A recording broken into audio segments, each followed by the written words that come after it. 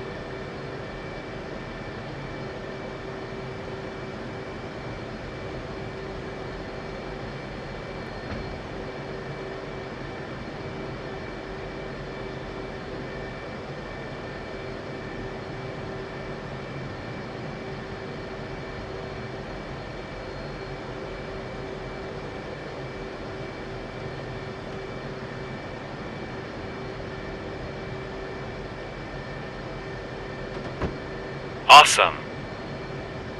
Now that we're all ready to go, let's get our navigation set up. Using your preferred MDI, press the menu push button until you're on the support page, then press the HSI push button. On the right side, press the waypoint push button to activate waypoint navigation. Press the up arrow button to set waypoint 1, then press the sequence 1 push button to activate the flight plan. On the bottom left of the UFC, press the COM1 channel selector knob, then type in a frequency of 113.000 and press enter so you can monitor the frequency.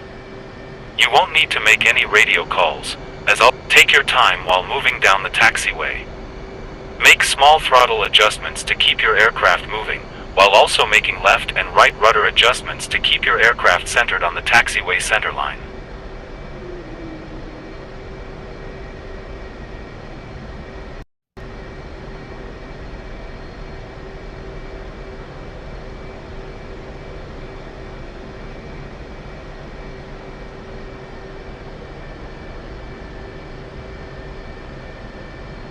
You're approaching the entrance to the active runway.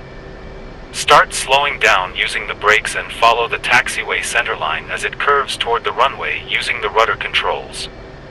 Bring the aircraft to a stop. Just come to a stop here. Double check that you've activated waypoint navigation on your HSI, that sequence 1 is activated, and that you've selected waypoint 1 as your active waypoint.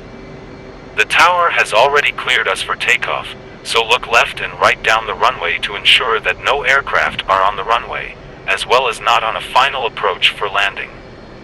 Then pull out onto the runway, turn to the right and try to place yourself right on the runway numbers, 07 in this case. We're ready for takeoff. Activate the brakes to hold the aircraft in position while advancing the throttle to full mill power. Once the aircraft's engines overcome the brakes and it begins moving forward, release the brakes and do your best to use the rudder to keep the aircraft centered on the runway centerline.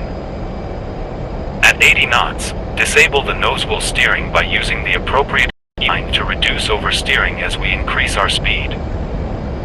Assuming the takeoff trim has been set correctly, the aircraft will pitch up off the ground and begin climbing away from the runway. Once you confirm a positive rate of climb, raise the landing gear and flaps.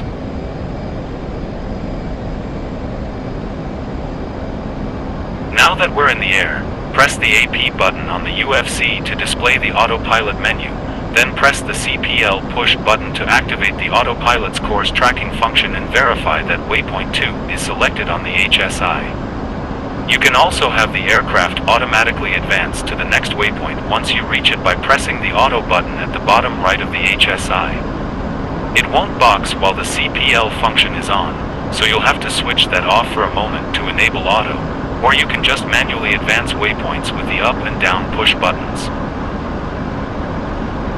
Climb to an altitude of 10,000 feet, then activate the BALT push button to hold the aircraft at desired barometric altitude. Double check that your altimeter mode switch is set to baro. Maintain an airspeed of 350 knots and continue flying toward waypoint 2 and await further instruction. Once you're at 350 knots, you can set the auto throttle on the aircraft using the appropriate keybind, T, to keep it there.